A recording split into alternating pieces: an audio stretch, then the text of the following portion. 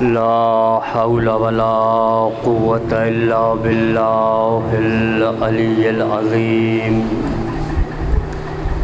حسبنا الله ونعم الوكيل نعم المولى ونعم النصير أفوض أمري إلى الله والله بصير بالعباد رب اشرح لي صدري ويسر لي أمري واحلل عقدة من لساني يفقهوا قولي بسم الله الرحمن الرحيم الحمد لله رب العالمين بارئ الخلائق أجمعين باعث الأنبياء والمرسلين ثم الصلاة والسلام على أشرف الأنبياء والمرسلين حبيب إله العالمين أبي القاسم محمد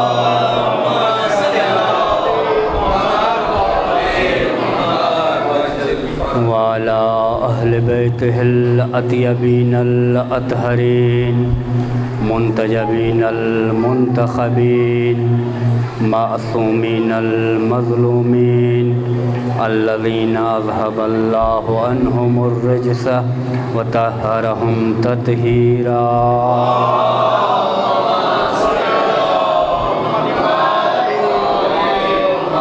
ولعنة الله على أعدائهم ومنكر فضائلهم وغاصب حقوقهم من الآن إلى قيام يوم الدين أما بعد فقد قال الحكيم في القرآن الكريم بسم الله الرحمن الرحيم تبارك الذي بيده الملك وهو على كل شيء قدير الذي خلق الموت والحياة ليبلوكم أيكم أحسن عملا درود پڑھو محمد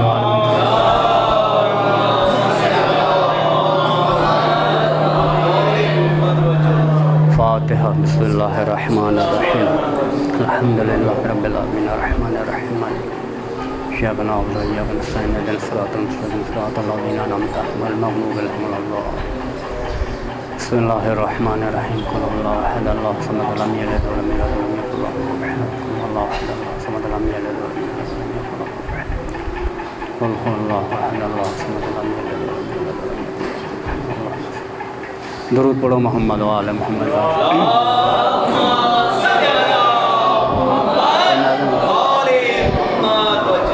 سائن آدم قبلہ سائن بسم اللہ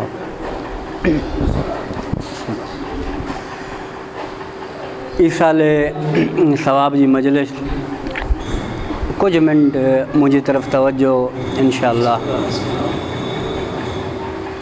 ہی موت اے حیات آہے چھا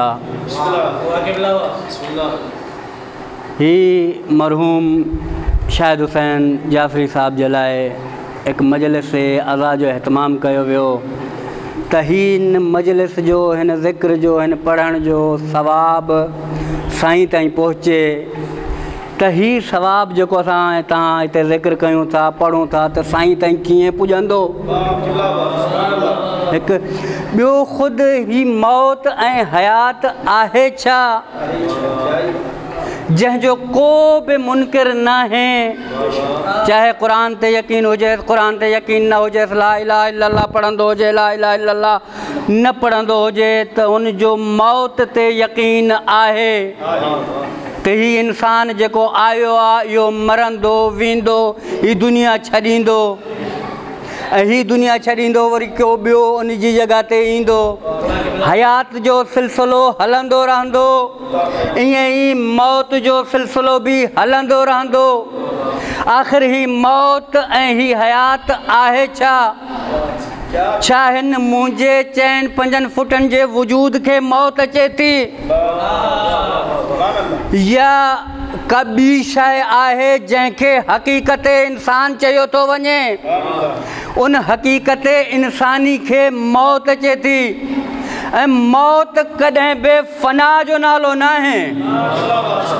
मौत चाहे हिन बदन खे मौत अचे या उन हक़ीक़त इंसानी जंहिंखे रूह चयो थो वञे उनखे मौत अचे, मौत फ़ना जो नालो न आहे, मौत इंतकाल जो नालो आहे। जेकॾहिं मौत फ़ना जो नालो हुजे, मौत ख़तमु थियण जो नालो हुजे, तव्हां ऐं असां क़बर में मुर्दे जा ही कुल्ला हिलाए करे न चऊं इस्मा इफ़हम। जेको मरी थो वञे उहो ॿुधंदो न आहे। छो जो जेको बि मरी थो वञे उहो ॿुधंदो न आहे, बल्कि का ताक़त आहे जेका उनखे ॿुधराए थी। उहो तव्हां ऐं असांजे कननि में या अखियुनि में उहा बसारत न आहे या मादयात जा पर्दा चढ़ियल आहिनि जो ॿुधी नथा सघूं। हू पाण बि जवाबु ॾिए थो उन्हनि शयुनि जो। या जॾहिं तव्हां असां ज़ियारत लाइ वेंदा आहियूं न, असां आइम्मा जे ज़ियारतनामनि में पढ़ंदा आहियूं त मौला तूं असांजो ही कलाम ॿुधे थो, तूं असांखे जवाबु ॾिए थो। जेको ॿुधे थो ऐं जवाबु ॾिए थो उहो हक़ीक़ी माना में ज़िंदा आहे। हक़ीक़ी ज़िंदगी उहा आहे। या अमीर काइनात फरमाइनि था, ही इंसान जेको साह खणे थो, ही घुमे थो फिरे थो, ही जॾहिं मरंदो इज़ा मातू इंतबहू, जॾहिं मरंदो बेदार थींदो। मौला मां हिनखे त हाणे बेदार पिया सम्झुमि, मौला मां हिनखे हाणे ज़िंदा पिया सम्झुमि। मौला चयो न न, ही ख़्वाबे ग़फ़लत में हुयो। जॾहिं मरंदो हक़ीक़ी माना में असांजे मक़ाम खे ॾिसंदो या लिक़ाउ अल्लाह जी मंज़िल ते पुॼंदो। ही मौत कंहिंखे थी अचे? मुंहिंजे हिन 4-5-6 फुटनि जे वजूद खे या रूह खे मौत थी अचे जेको हिन दुनिया मां छॾे करे हलियो थो वञे। ऐं हिन जेको बदन इंसानी खे तव्हां ऐं असां वञी करे क़ब्र में लाहे था अचूं, दफ़न करे था अचूं, ही एहतरामन आहे त हिन बदन खे दफ़न करे था अचूं। छाजो एहतराम? ही रूह मोमिन खे खणी करे घुमाए पियो, इन्ही जे करे हिन जो एहतराम आहे त हिन खे दफ़न वञी कयो। जेके रूह मोमिन खे खणी नथा घुमाइनि, कॾहिं साड़िया था वञनि उन्हनि जा बदन। ऐं अचो त पुछूं उन खां, मौला ही मौत आहे छा? अमीर काइनात फरमाइनि था, इन्न लिल जिस्म सित्तत अहवालिन, हिन जिस्म इंसानी जे लाइ 6 हालतूं आहिनि। अमीर काइनात, हिन जिस्म इंसानी जे लाइ 6 हालतूं आहिनि। सेहतुन व मरज़ुन, ही जिस्म इंसानी सेहतमंद थिए थो ऐं बीमार थिए थो।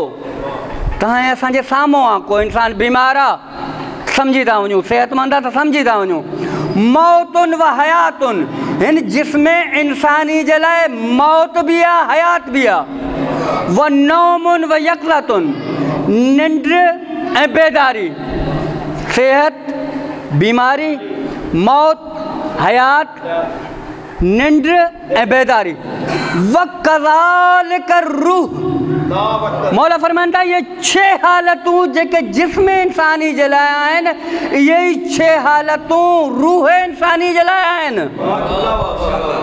रूह इंसानी जे लाइ बि आहिनि। मौला रूह कीअं सेहतमंद थिए थो, रूह कीअं बीमार थिए थो, रूह खे मौत कीअं थी अचे, रूह ज़िंदा कीअं थो थिए, रूह निंड कीअं थो करे, रूह बेदार कीअं थो थिए। मौला फरमाइनि थो, मौतुहा जहलुहा, रूह जी मौत जहालत आहे। जेतिरो जाहिल आहे एतिरो मुर्दा,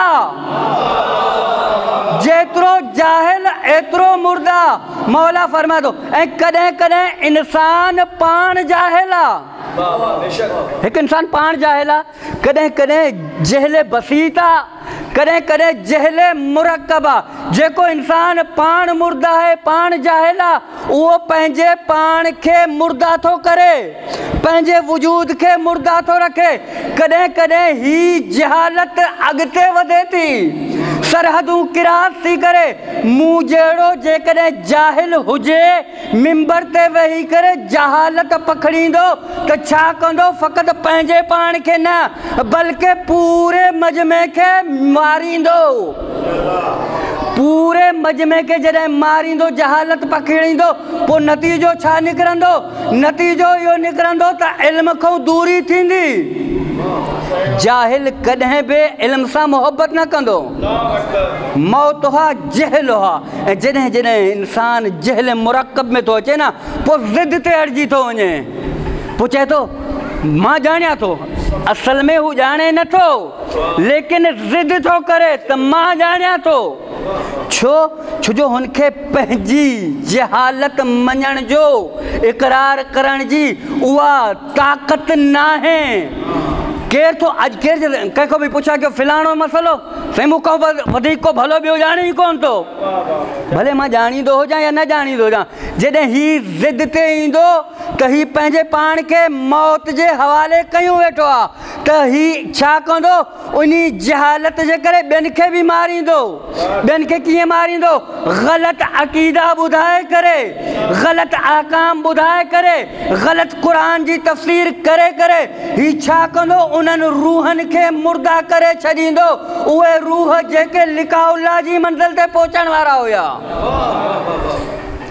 मौत हा जहल हा, हयात हा इल्म हा। रूह जी हयात इल्म। जेतिरो इंसान आलिम थिए थो, एतिरो ज़िंदा थिए थो। हाणे जंहिंखे ज़िंदगी घुरिजे उहो इल्म जी तरफ़ क़दम वधाए, इल्म सिखे। जंहिंखे हयात घुरिजे उहो आलिम वटि वञे। हाणे हयात वंडण वारी ज़ात हिकु अहिड़ी नज़र थी अचे जेका मिंबरे सलूनी ते वेही करे चए थी, सलूनी सलूनी क़ब्ल अन तफ़क़िदूनी, पुछो पुछो मूं अली खां, मां अली आसमान जा रस्ता ज़मीन जे रस्तनि खां वधीक थो ॼाणियां। जेको अली ताईं पहुतो अॼु ज़िंदा है, सलमान जी शक्ल में, मैसम जी शक्ल में, अबू ज़र जी शक्ल में।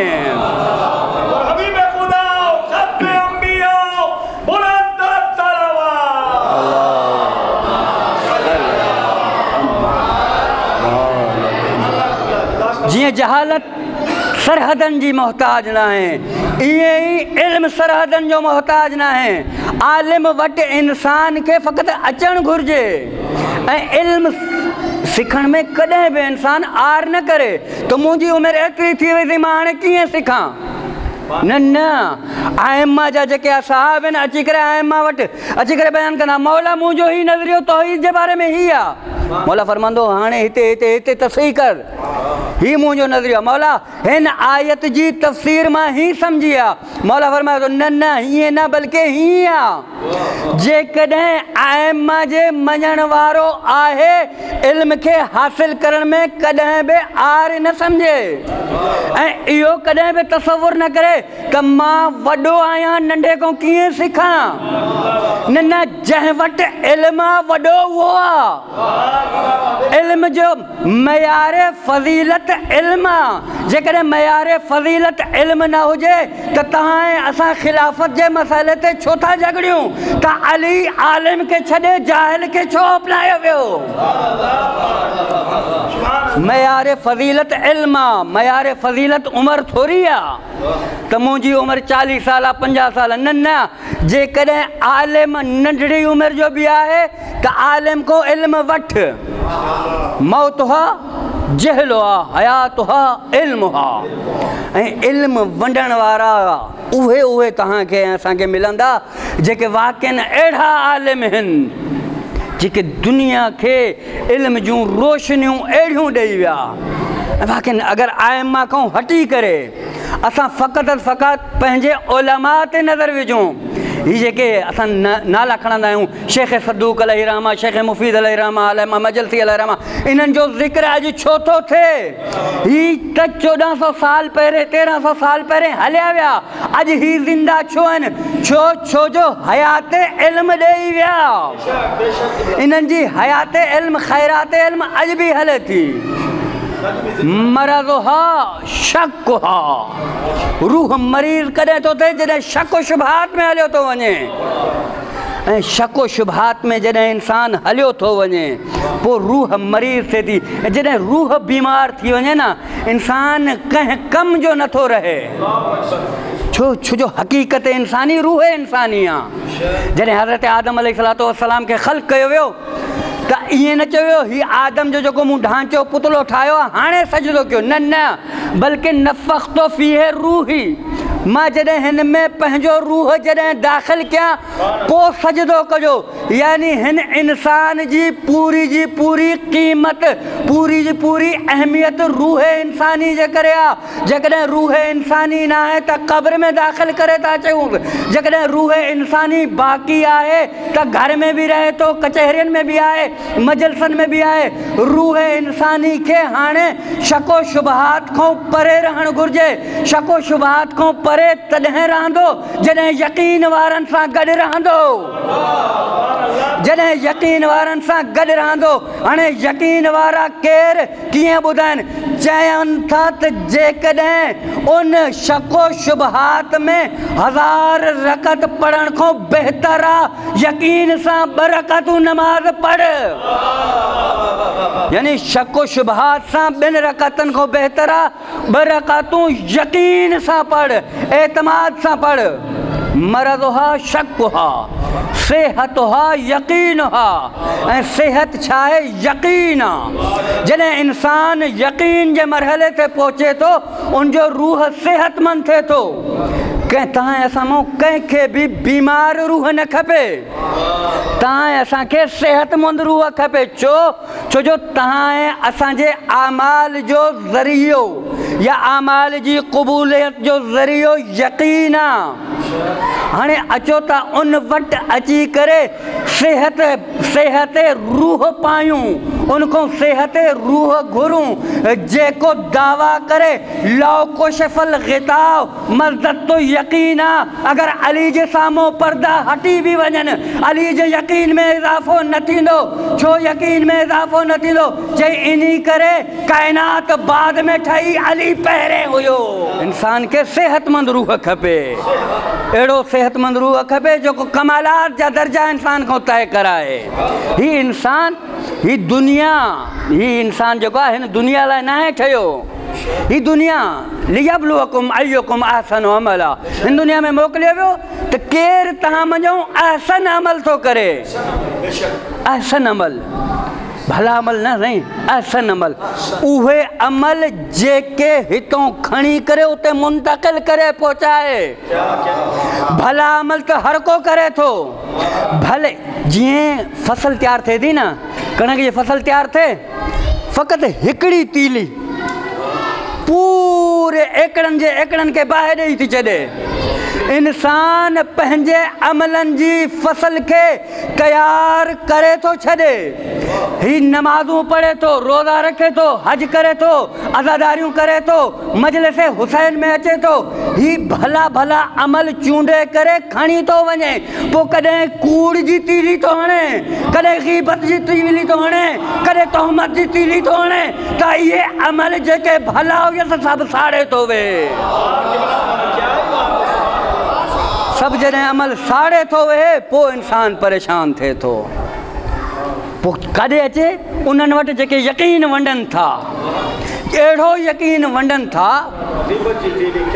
ایڑھو یقین ونڈن تھا جو بہلول جہڑو دیوانو جن کے دنیا چاہتی دیوانو بہلول جہڑو عاقل جنہیں ہارون رشید جی محفل میں بیٹھو چاہتو بہلول گھر یہ آئیں چاہے ہارون تو کھوں گورا بہلول چاہتو ہارون تو کھوں گورا چاہے بہلول گھر آج جے کشے گھر ماں جائیں چاہے چھڑ جے کدے گھرنو ہوندو یا علی جے اللہ کھوں گھران دو یا علی جے رسول کون گھرندس یا خود علی کون گھرندس چینن بہلول اج مو کون گھر بہلول اج مو کون گھر چین بہلول گھرندو تو ڈے ہی نہ سگنے بہلول گھرندو تو ڈے ہی نہ سگنے کہ بہلول ڈس ماں سلطنت اسلامیہ جو مالکاں مو وٹ پوری سلطنت اسلامیہ ہے جے کا شے گھرے ماں دیاں چی بہلول جگہ دیں تو اللہ جی مرضی دے اللہ جی مرضی دے چی اللہ جی مرضی تو مو وٹ آہی ہی نا کچھ بیو گھر چی جنت دے چی مکھے خبر نہ ہے ماں پان جنت میں ویندو سے یا نہ ویندو سے چی ہارون جنوٹ اللہ جی مرضی آؤ انہوں کو اللہ جی مرضی چھونا گورا جے کہ جنت یا مالکن انہی کو چھونا گورا تو کھوں چھو گورا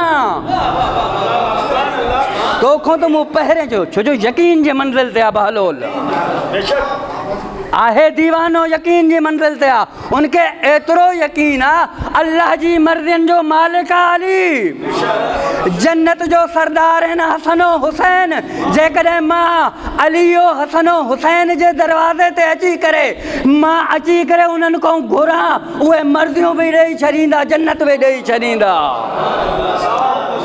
ہی فقط درود پڑھو محمد و آل محمد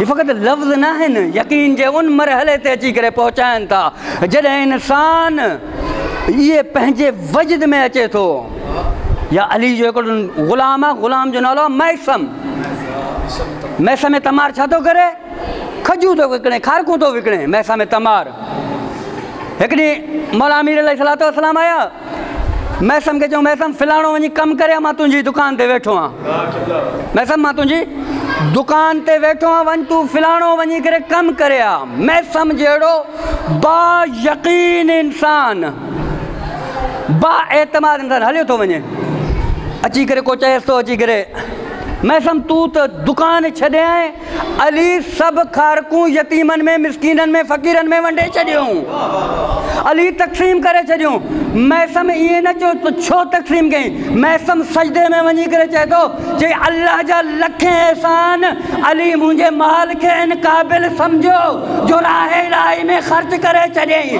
ہنے تہاں اساں جو مال ان قابل آئے جو امام زمانہ راہ الہی میں تقسیم کرے ہی یقین جو مرحلو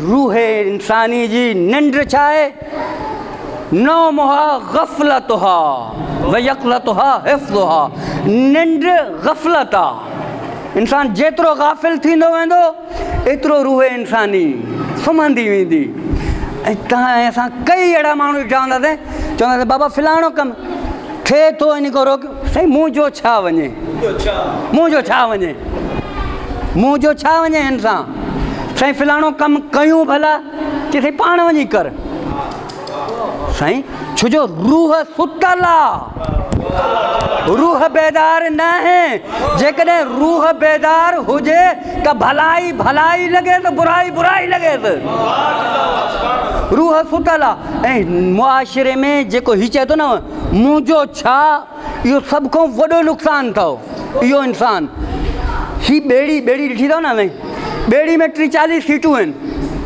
یہ معاشرو بیڑی وانگو ہلے تو ہکڑو انسان پہنجی سیٹ تے بیٹھو کھنی کرے پہنجے سیٹ جے ہیٹھوں کوکا کھنی کرے سوراخ تو کرے کوکا کھنی کرے سوراخ تو کرے ڈرل سا سوراخ تو کرے کوچے کرے روکے بابا بیڑی کے سوراخ چھو تو کرے چی مونجی سیٹا میں 5 سوراخ تو کیا چی سیٹ تونجی پوری بیڑی بوڑی دیں پوری بیڑی پانی جنہیں دو تو اکیلو نہ بڑھن دیں پوری بیڑی بوڑی دیں یہی معاشرے میں جکرے تو غافلہ معاشرے کو لا تعلقہ عزاداری کو لا تعلقہ سبیل کو لا تعلقہ عربین جی مشی کو لا تعلقہ فقط تو نہ بڑھن دیں پوری قوم بوڑی دیں پوری पूरी कौम ॿोड़ींदे। हाणे कौम जे लाइ तोखे जेको कौम खे ॿोड़ण जी कोशिश करे न, इहो कौम जो ख़ैर ख़्वाह न आहे। ख़ैर ख़्वाह जे लिबादे में अची करे अचनि था। वला तलबिसुल हक़ बिल बातिल, हक़ खे कॾहिं बि बातिल कॾहिं बि पंहिंजो लिबास पाए करे न ईंदो। बातिल हमेशा हक़ जो लिबास पाए करे ईंदो आहे। छो जो बातिल तो को यकीन न है कंदो जल्दी। बातिल के को यकीन न है कंदो, क़बूल न है कंदो। को छा कंदो आहे, चालू चले करे बातिल अची करे हक़ जे लिबास में ईंदो आहे। सन 60 हिजरी में 61 हिजरी में इब्न ज़ियाद छा कयो, लिबास हुसैन पाए करे, लिबास हुसैन पाए करे कूफे में वारिद थियो। जेकॾहिं इब्न ज़ियाद पंहिंजो लिबास पाए करे अचे हा, कूफे वारा क़बूल न कनि हा। हक़ जो लिबास पाए करे धोखो ॾिनई। हाणे हक़ जो लिबास पाए करे धोखो ॾियणु आसान आहे। ही जेके मरहला ईंदा आहिनि न, ही तमामु ख़तरनाक मरहला आहिनि। ऐं इंसान इन्हनि शयुनि खे बाबसीर थियणु घुरिजे। इंसान खे नौमुहा ग़फ़लतुहा व यक़ज़तुहा हिफ़्ज़ुहा, ऐं हिफ़ाज़त जेका आहे, उमूर जी हिफ़ाज़त, अक़ीदनि जी हिफ़ाज़त, अज़ादारी जी हिफ़ाज़त, सभी शाइर इलाही जी हिफ़ाज़त, शाइर इस्लामी जी हिफ़ाज़त। ही जेको तव्हां ऐं असां सबील था हलायूं, पाणी था हलायूं, सादो पाणी आहे, लेकिन दुश्मन परेशान आहे। दुश्मन परेशान आहे। छो परेशान आहे? छो जो पाणी जी फितरत में हयात। खुद कुरान तो चाहे त हिन पाणी जे ज़रिए सां असां पूरी काइनात खे हयात ॾिनीसीं, ज़िंदगी ॾिनीसीं। हाणे जेको हुसैनी पाणी पीअंदो उनखे हुसैनी हयात मिलंदी। ही तव्हां ऐं असांजी नज़र में त सबील आहे, लेकिन दुश्मन जी नज़र में हयात आहे। हू पंहिंजे इन्हनि माण्हुनि खे हिन हयात खां दूर करणु थो चाहे।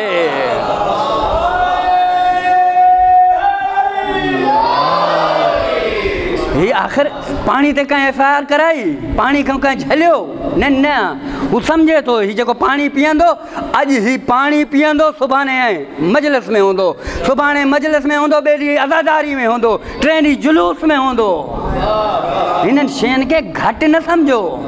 ही नेमतूं आहिनि, नेमत इलाही आहिनि। ही उहो ज़रियो आहिनि पैगाम इमाम हुसैन पहुचाइण जो। गॾिजी दुरूद पढ़ो मोहम्मद आले मोहम्मद।